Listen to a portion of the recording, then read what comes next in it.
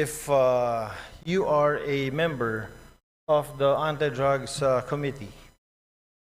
No, I am not, my distinguished colleague. I am not a member of any committee right now since I am part of the deputy majority group, Mr. Speaker. And if you are a what were you again, Mr. Speaker? Deputy Majority Floor Leader, Mr. Speaker. Deputy Majority Floor Leader. I am very sure, Mr. Speaker, that you know very well that the Committee on Anti-Drugs is very active on RA 9165. I am aware, Mr. Speaker. Oh, you are aware, Mr. Speaker. Thank you. If you are aware, Mr. Speaker, then what was the purpose of the privileged speech? I don't know if my distinguished colleague was present when I was mentioning an amendment on Section 21 of RA 9165, particularly exempting the media from being signatories in drug-related operations, particularly on confiscated items, Mr. Speaker. All right. Thank you, Mr. Speaker. The reason why I wanted to ask the good gentleman is because, you know, RA 9165 was passed already in the last Congress. And during this Congress, it has also been amended. And in Section 21 of RA 9165, I don't know if the good gentleman is aware, the Deputy Majority Floor Leader is aware that Section 21 has been taken up. Can you repeat that, Mr. Speaker? Tagalogin ko po.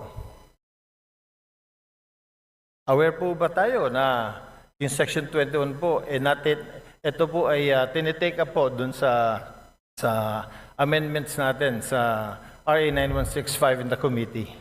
Kaya nga po, Mr. Speaker, kailangan natin balikan at bilis-bilisan po ang problema po natin sa Kongreso. Kaya po tayo napupulaan ng mga kababayan natin.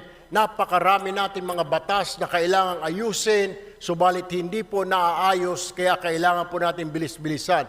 Kung ito po ay na-take up, sana po ay mabilisan pa para kaagad po ito ay ma-review at magawan po natin ang paraan dahil ito po ay kahilingan ng mga kasamahan po ng ating Fourth Estate, Mr. Speaker. Tama po.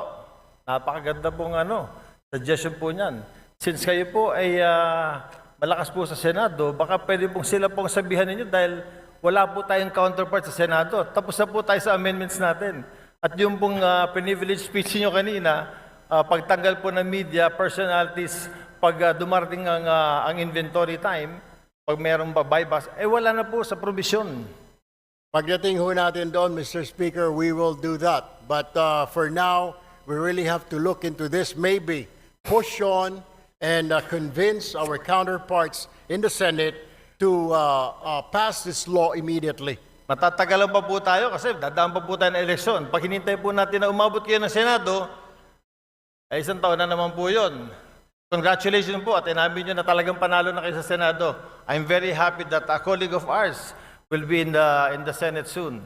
Pero ibabalik ko lang po, Mr. Senator, na ito pong hinihiling ninyo na tanggalin natin or i-amend natin sa Provision 21 of RA 9165, matagal na po naming tinabaho ito sa aming komite at tinanggal po talaga po namin to.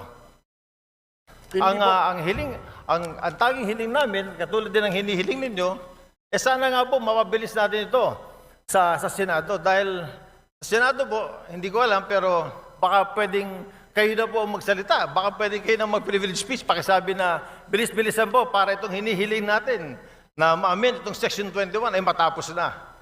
Alam niyo ho, I will just have to correct my colleague. Hindi pa po ako senador, Your Honor. Ako po ay isang mambabatas, ako po ay isang representative, hindi pa po ako senador. Do, tumatakbo po ako senador, nais ko lamang po linawin na ako po ay isang congressman. Correct. Ako po ay member ng ACT-CIS Party List at hindi po ako senador. Baka ang inyo po ibig sabihin, yung aking po nakatatandang kahuya po, siya po yung senador. Pangalawa, kaya ako nga po pinapabilis-bilisan para marinig po tayo sa Senado. Nabilis-bilisan po nila dahil ito po ay hindi pa naman batas. Habang ito hindi pa po batas, alahong saysay ang pagre-review, wala hong saysay ang pagtanggal ho natin ng section na yan, section 21, kung hindi pa naman po ito batas. What I am trying to point out, Mr. Speaker, I guess we have to do something about it. And para marinig ko, kaya ho tayo nagka-privilege speech para marinig po tayo sa Senado. Now, we are waiting for the decision, Mr. Speaker. If I can only do a privilege speech in the Senate, then I will do so. Unfortunately, I'm still here, a member of 19th Congress, Mr. Speaker. Salamat. Salamat, Mr. Congressman. Sinabi ko lang po yung sinabi niyo na gagawin niya pagdating niyo po sa Senate, inulit ko lang. But Mr. Congressman, we do something about it. We have done something about it. In the committee level, ito pong Section 21 na hinihiling ninyo ay wala na po. Alam niyo ho, Mr. Speaker, ito po ay nasa committee level at tulad po na sinasabi ko, kaya ko nga po I am pushing for it. Bilis-bilisan po natin. Marami po tayo mga batas na pending po ngayon. Hindi lang po itong 9165. Marami pong kailangang reviewin. Ang kailangan lang po natin ay bilisan po dahil ang taong bayan ay nag-aantay po at hindi po tayong ika nga ay pwedeng manahimik o kaya mag-relax dahil po nakatingin po sa atin ang ating mga kababayan at gusto po nila na bilisan ang pagpasa, pag-review, whatever, ang ng mga batas po natin, Mr. Speaker.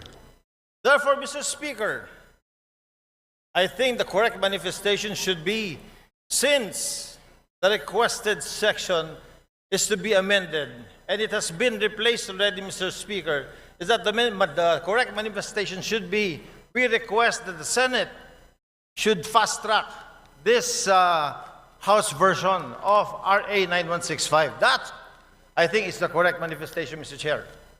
I will take that, Mr. Speaker, but what I am saying is that the reason why I stood up today to remind not only our members here, but also our counterpart in the Senate, because I am sure they're also reviewing what we're doing here and watching us, to fast-track. Kung meron man, kung nandyan na po sa kanilang mga kamay, na bilisan, because we cannot dictate them. We can only suggest, Mr. Speaker. We can only tell them and inform the public that we already did this. Tama po ang ating kasamahan na sinasabi niya pong ni-review na po yan, inalis na po yan, para malaman po ng taong bayan na wala na po yan, wala na sa kamay natin, yan po ay nasa kamay na ng Senado para bilis-bilisan po nila. And that is the purpose of my privileged speech this afternoon, Mr. Speaker, my dear colleague. Sir. Thank you, Mr. Speaker. Oh, I thought amending Section 21 was the main thrust of the privilege speech. I didn't know it was to fast track the House version of 9165. But nevertheless, Mr. Chair, yun na rin po ang hinihiling natin. Since yung nire-request po ng colleague natin na tanggalin po sa Section 21, yung pagsama ng media kapag po nag-iimbentary sa mga bypass, sa mga nahuli na ay wala na po sa committee level. Wala na po, pumasa na po sa atin.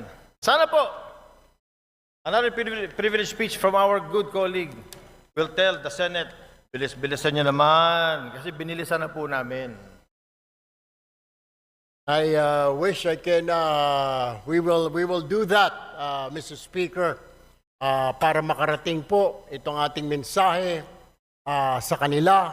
Hindi naman natin pwede sila pong utusan, Mr. Speaker, kundi tayo lamang po ay pwede nating sabihin na nag-aantay po tayo kung naipasa na po natin dito sa Kongreso, then ang problema po ay nandoon. I guess we'll have to do or I have to make another privileged speech, Mr. Speaker. We shall await the next privileged speech. Thank you, Mr. Speaker. Thank you, Mr. Congressman. Maraming salamat po. Magandang hapon.